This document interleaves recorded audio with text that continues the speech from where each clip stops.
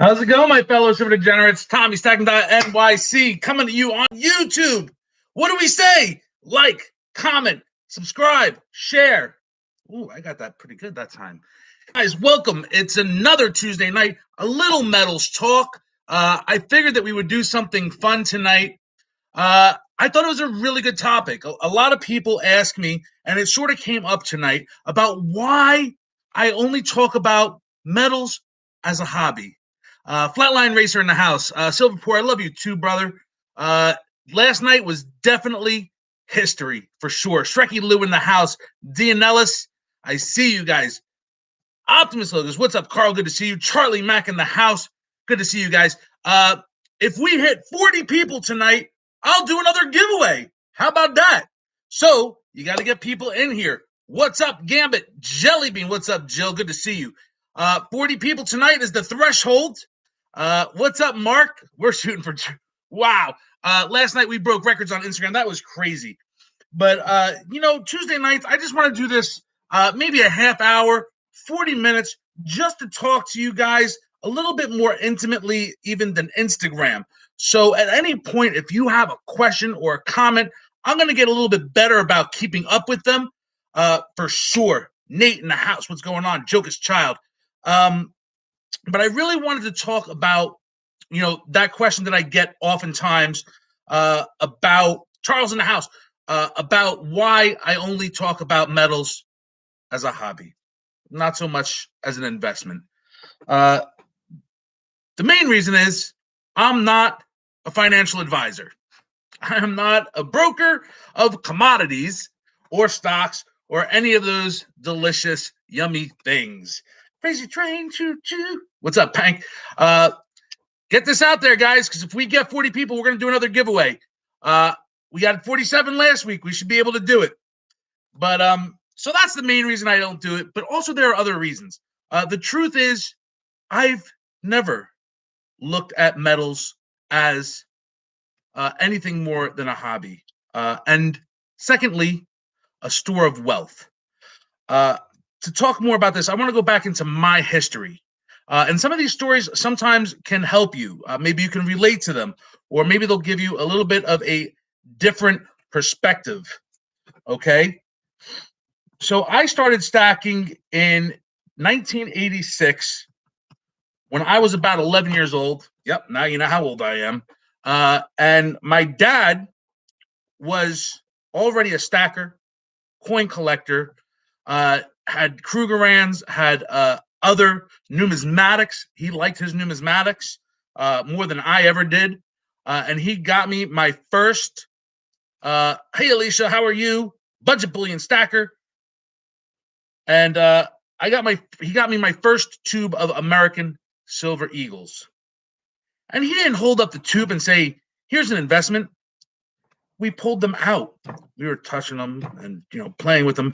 And I think at that time, if I remember correctly, silver was a little over 4 and change, and he was paying about $1 premium over spot per coin. If you do that as a percentage, that's a pretty big percentage on return for a dealer.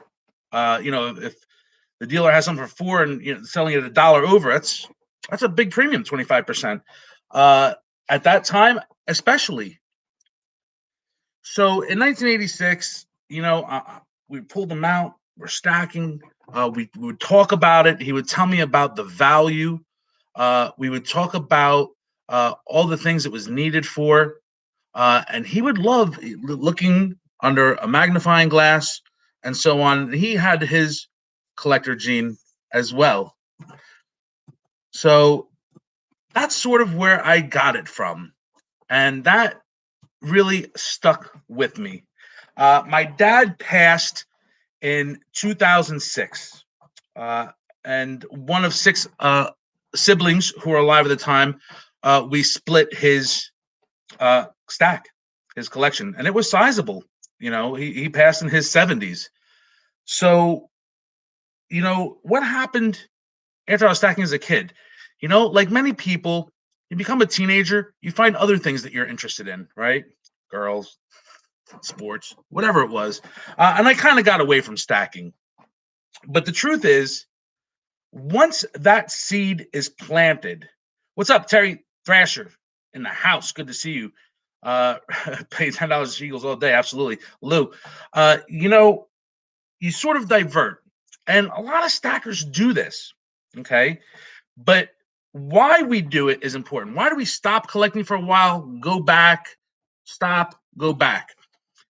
Now, I want to talk about, the Silverdegenerates concept of joy over fear and regret, because fear and regret come from the investment side of stacking, and that leads to capitulation.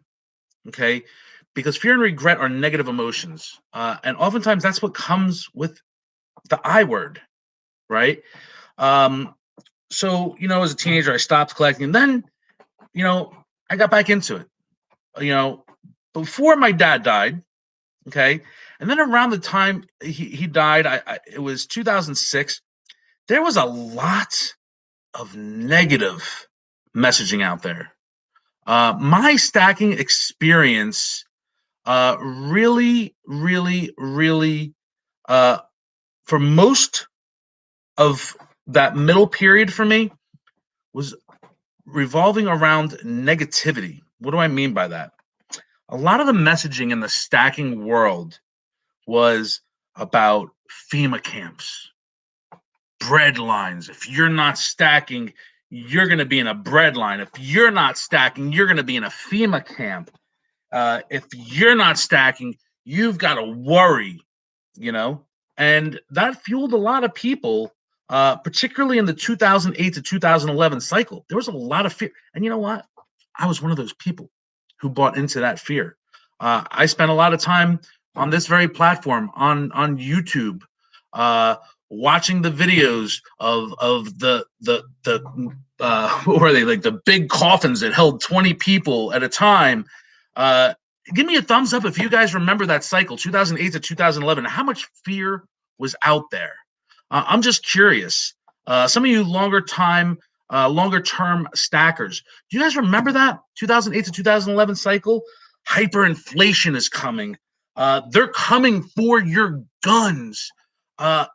You better have silver or you're going to be left out in the cold. And I was definitely subject to that messaging. I started prepping a little bit, make sure I have canned goods and, all the B's, bullets, bullion, beans and butter, and it was really sort of dark. It was sort of negative, and it pulls it out of you. And boy, though, that type of negativity, here's the thing, can lead to a nice run up, and it sure did. That 2008 to 2011 run up, a lot of people won't talk about it. I will. A lot of it was fear driven. The fear of hyperinflation, the fear of the bread lines, the fear of the FEMA camps, the fear of they're coming for my guns. It was fear driven. And the culmination was 2011, silver hit $50 an ounce. Pretty impressive, right? Now here's the problem. And here's the problem with stacking out of fear or regret. Okay, because I sold my silver around 2011 because I was in financial need. I sold it probably before it peaked, but probably like $35 to $40 an ounce. Okay, there are always, and people say this, well, who's going to buy silver if it does this? Who's going to buy silver? They buy silver. There's always somebody to buy silver. So in 2011, ballpark, I sold most, if not all of my stack. I think I had a few pieces that I kept at that time at about the $40, and then I continued to watch the run up. Man, shoot, if I would have just waited a few more months, there's the regret, right? So I'm buying out of fear, selling, and then regretting that I didn't hold on. All negative. And it really hit home, right? So in 2011, people started to realize something. The economy started to improve. The world didn't end. Nobody was coming for our guns.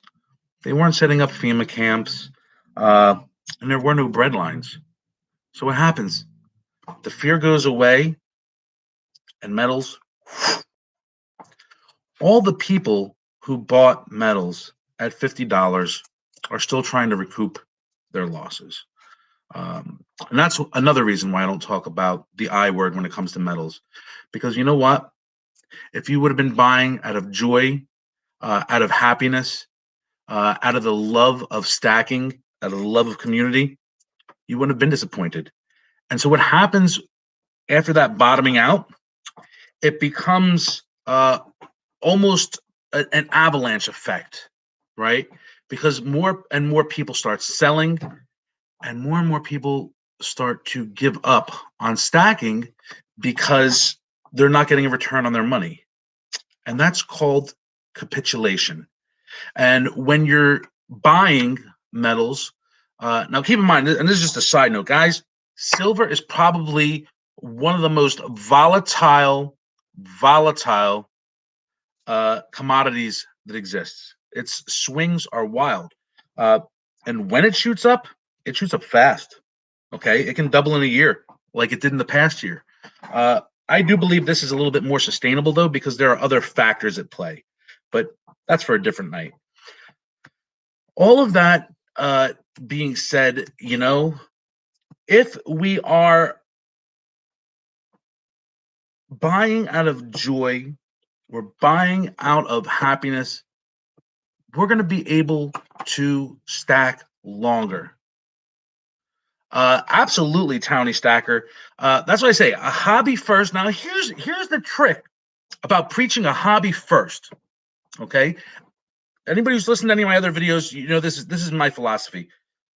A hobby first, a store of wealth second, because it's extremely liquid, and third, a potential upside.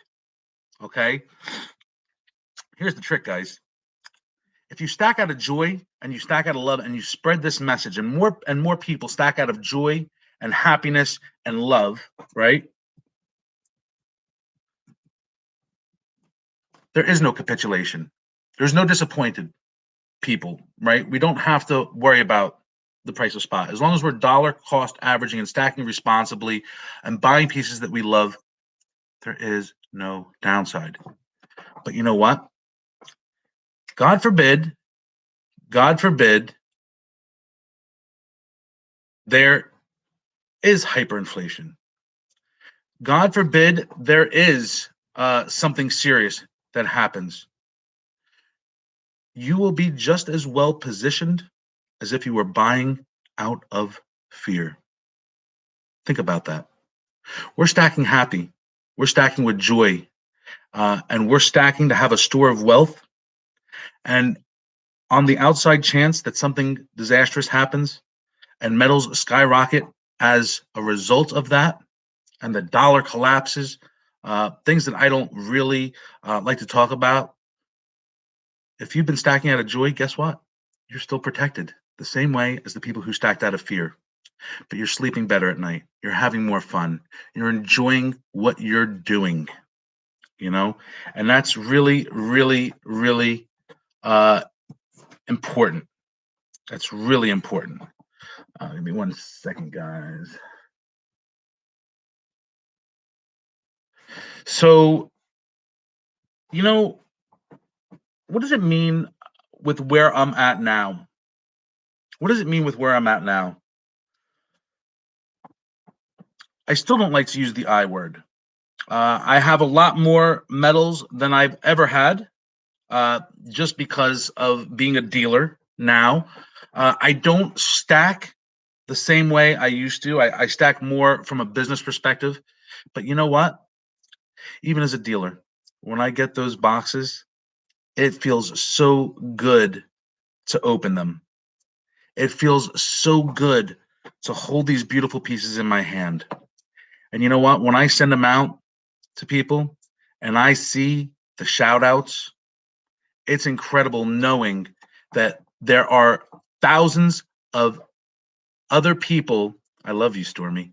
There are thousands of other people on Instagram, on YouTube, who feel just like I do every time they open a package, that they are excited for the art, for the history. And you know what? They're still prepared for anything that may come down the road. It's an important part of stacking, right? Because the psychology is important. Our frame of mind is very important. And J-Rod, that's a great question. My personal stack includes custom pieces I've had commissioned. It includes gifts. It includes things I've bought to support friends. And that is my deep stack. So guys, I want to really give a special shout out to Empire Precious Metals, the stacking stormtrooper. Great dude right there. Follow him on YouTube. He's doing some really great things. Love you, Stormy. And also Charlie Mack, he's got a YouTube channel. So those are the things that I truly deep stack. But everything else I own, as long as I hold it, I own it. If I buy 50 of something to sell and I only sell 40, guess what? Guess what? I still own it. It might not be deep stack, and it may be on its way out the door eventually. Hey, Aaron, give her a follow. Sister 7K Golden Hair. Give her a follow on YouTube also. Aaron Lane Moffat. Charlie Mack, love you, bro. But yeah, so as long as I hold it, I own it. It's in my stack, and I appreciate it. I have pieces that once in a while I check out, and I just love them. I'm partial to Libertads. I definitely love them. I'm partial to fractional. I love fractional pieces. And you know what? I do stack out of joy, but I do keep them in my bug out bag. I do. And that's going to be alive one night for sure, going through my bug out bag, because it's not about being prepared for the apocalypse, right? It's about being prepared so that you don't have to be scared, right? We prep out of a place of preparedness, not fear, because it could be something as simple as the lights going out. It could be a hurricane, okay? And believe it or not, that kind of prepping is fun too, right? If we're thinking what's in the realm of possibility, we're going to be fine, guys. It's when we let our imaginations go outside of that realm, and trust me, guys, I've been there, the FEMA camps and this and that, and it didn't happen in 2008. It didn't happen after September 11th. These are dangerous times that we're in, and I'm not naive to that, but I don't think that we're going to be in FEMA camps anytime soon. I don't. Don't let them take your power. And that's something that we can enjoy as stackers too. It is a form of empowerment. It is a form of savings. It's a form of personal protection and security, meaning when you have silver and you hold it and you own it, you're liquid. You're liquid. You can have cash just about any time you like. So I'm really grateful. An inch bag in case. What's inch? Talk to me about. Should I ask? I want to hear what an inch bag is, and I want to hear what kind of questions you guys have. Right? I'm telling you, part of my joy now in stacking and as a dealer is watching the shout outs and seeing other people's happiness also. In case I'm never coming home. I like that. So that is the purpose of a bug out bag is that they say you should. Thank you, Aaron. You should be able to leave your house very quickly in case of an emergency, and that emergency could be anything. It could be a hurricane. It could be, what happened in Texas. There were heating centers, and you grab it, and it's got enough supplies, personal items to last a few days. So it's really important to understand why we do what we do. And if you're doing it out of joy, I think it just lasts longer. There is no capitulation when you stack out of joy.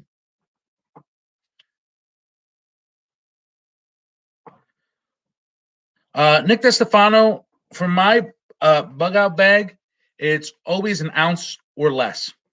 Ounces, half ounces, quarter ounces, grams. You know, melt on a gram right now is almost $1, right? Almost $1. No, not far off. 90 cents, whatever, however it comes out to. But it's almost $1 on a gram. And you want to be able to barter or trade with the smallest unit possible if it comes down to it. And it is not, like I said, and this is important for you guys to hear, and I will always preach this. It is not about the end of the world. It's about Puerto Rico and Hurricane Maria, where power was out for an extended period of time, especially in more rural or suburban areas, where guess who was open? Pawn shops were open. They were able, even though ATMs were down, they were sitting on cash. They were ready for your stuff. You went in with Nikes? Nah, no thanks. You went in with silver? Absolutely. I did hear some stories where they were being a little bit predatory, saying, look, take it or leave it. But you know what? People were able to get cash with silver in that environment, and they were also able to barter, right? Somebody has a farm. They were able to get eggs, whatever. This happened with Hurricane Maria in Puerto Rico. So again, it's not about the end of the world. It's about reality and knowing that sometimes we can be powerless in God's world. There are powerful forces out there. Have you ever expected to help this community grow as big as it is? Will? Do you want the honest answer? I sure did. And that's why I've worked as hard as I've worked over the last 3 years. I knew the potential and the power of social media, and it just needed a little elbow grease and a little bit of kindness and a little bit of a change in tone, and we can all do that. So important. I think that a year from now, you're going to ask me the same thing. Tommy, did you think that a year later the community would be this much bigger? And I'm going to look at you and I'm going to say, absolutely. And you are part of it, and everybody in this room is part of it, because that's what we do. Prep stacking for sure. Yeah, out of being prepared, not scared.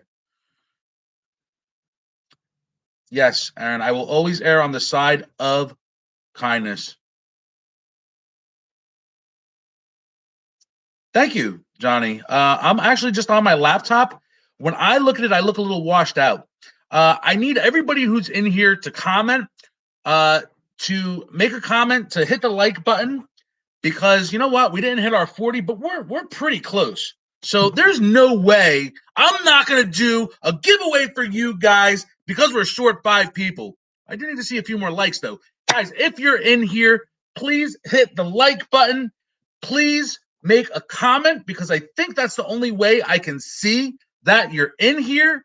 We're going to do a giveaway. Let me see what we're going to give away. I'm going to move to give away something a little nicer even. Let's see.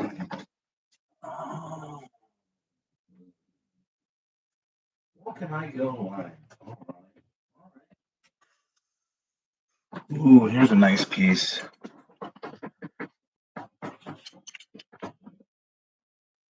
Under the Australian sky, proud history of navigation and maritime. Australia, the Southern Cross constellation. Let's see who's going to win this bad boy. Need to comment now. Need to comment now. Need to comment now. Choo choo. Crazy train. All right, guys, I'm still getting used to this, so be patient. Good luck, everyone. Yeah, I have no idea what I'm doing. Participants. All right. It goes Aaron Lane Moffat, Alex Moda, Andrew Smallage, Bodine, Budget Billion Stacker, Alicia Raiders now. Go. There we go. Charlie Mack reviews. All right. Crazy Train. All right. I see what they do here. It looks like it's in alphabetical order. Stacking NYC. I don't count, so I'm going to take myself out. Comment, guys. Like. There are 33 people in here, only 29 likes. What are you doing? Comment. This is for a giveaway. 1, 2, 3, 4, 5, 6, 7, 8, 9, 10. Lisa, you're not eligible. Well, I mean, you can be, but It wouldn't be good if you won. So I'm going to take you out, Alicia. But I love you. 1, 2. Andrew Smallage now becomes number 3, 4, 5, 6, 7, 8, 9, 10, 11, 12, 13, 14, 15. Jonathan Rodriguez, you look like you're 15. Larry Pankey is 16, 17, 18, 19, 20, 21, 22, 23, 24, 25, 26, 27, 28, 29. Only 29 people. All right, I took out myself and I took out Alicia. We're going to go to random.org for the 29.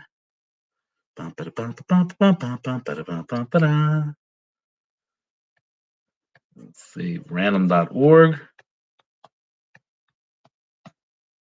1 to 29. Let me see.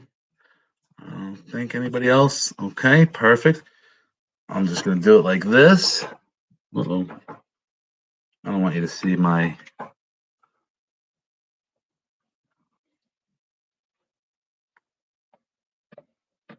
I don't know. Can you guys see the number? I can't see it yet. The number. Oh, there's no result. Now there is. Number 1. Number 1. Erin Lane Moffitt. You, my dear, are the winner. Holy cow. Guys, so congratulations, Erin. Number 1. It pays. All right, let me see. I'm going to go back for a second so I can get back to the comments. Erin Lane Moffitt, congratulations. You just won, darling. Praise the Lord indeed. He is good all the time. Guys, I hope you enjoyed the chat tonight. If you have any questions or want to share anything about stacking with stacking with joy, stacking with love, stacking with kindness, instead of stacking with fear or regret, hit me up in the comments. I want to see what you have to say. Also, I want these Tuesday nights to be short and sweet and interactive, if that makes sense, right? So I want to hear what you think. That's important to me because I'm not here just to teach you guys. I love sharing what I know. I love being entertaining, but you know what? You guys have things you can teach me too, about style, about the way you stack, about all these things. So please don't hesitate to talk about it and engage. Thanks, James. I appreciate that, ma'am.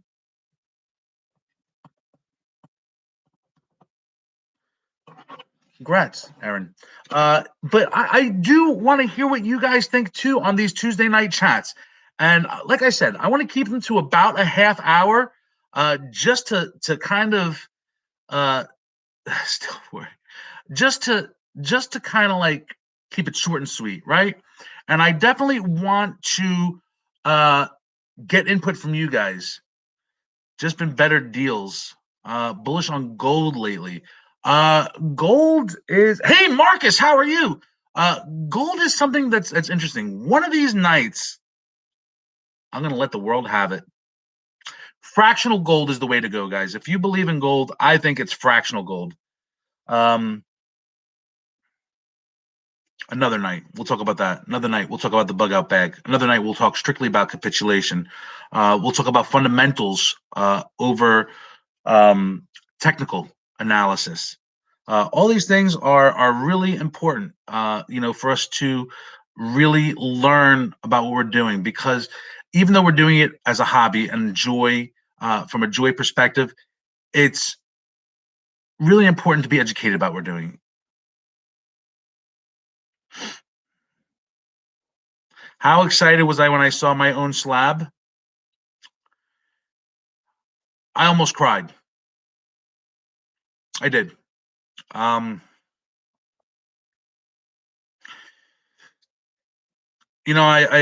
worked pretty hard over the last few years. I've dedicated a lot to what I'm doing, for my family, for my daughters, for you guys, for all of us together, to grow something I love, this community.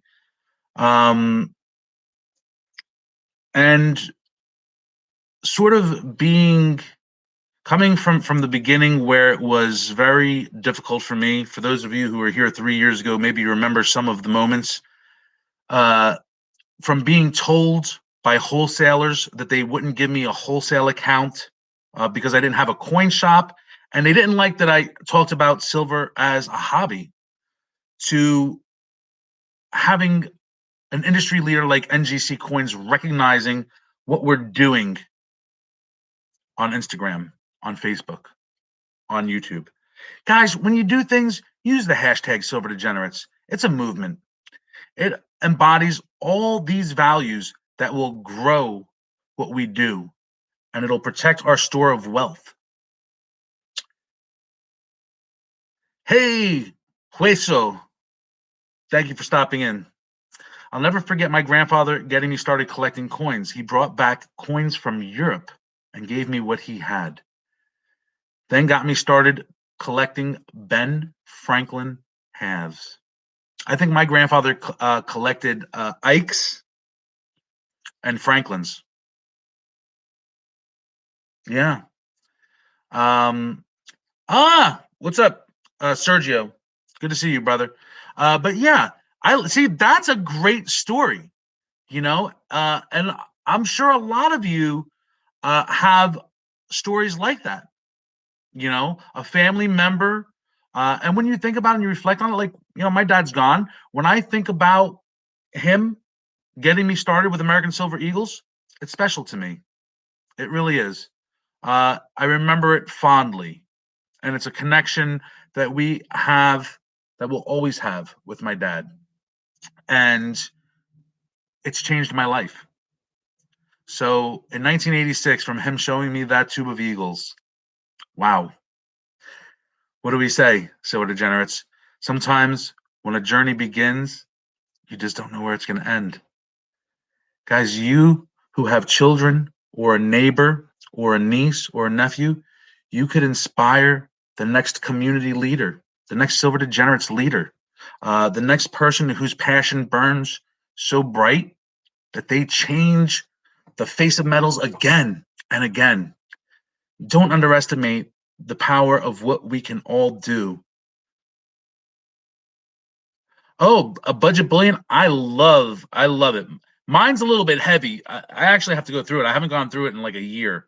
But for sure, guys, inspire, spread the joy, Uh,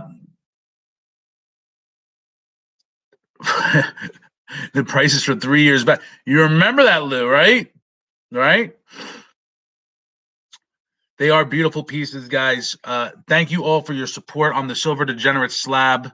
It is indeed a piece of history. It really is. And there's not going to be a lot of them. You heard it here first. There's not going to be a lot of them. I'm not telling you a number just yet, but there's not going to be a lot of them, all things considered. Guys, that's it. Like I said, about a half hour. I want to thank all of you for coming in. Lou, Hoboken, Alan, Nate, Ryan, Will, Lou, Budget, Sergio. I did. If you commented on the post, I got you. It just happened so fast, I could not get to everybody. Jeff Riley, Bo Dean in the house, Jonathan, Aaron. I really want to thank all of you guys, Alicia, Marcus, for coming in. Really means a lot. Nate, love you guys. Charlie, Alex, you guys are all very special to me. Larry, thank you, thank you, thank you. Charles, Drew, I love you guys, man. Thank you, thank you, thank you. I'll see you next Tuesday night. Come back over. We'll have coffee. We'll talk. How you stacking? Good night, guys.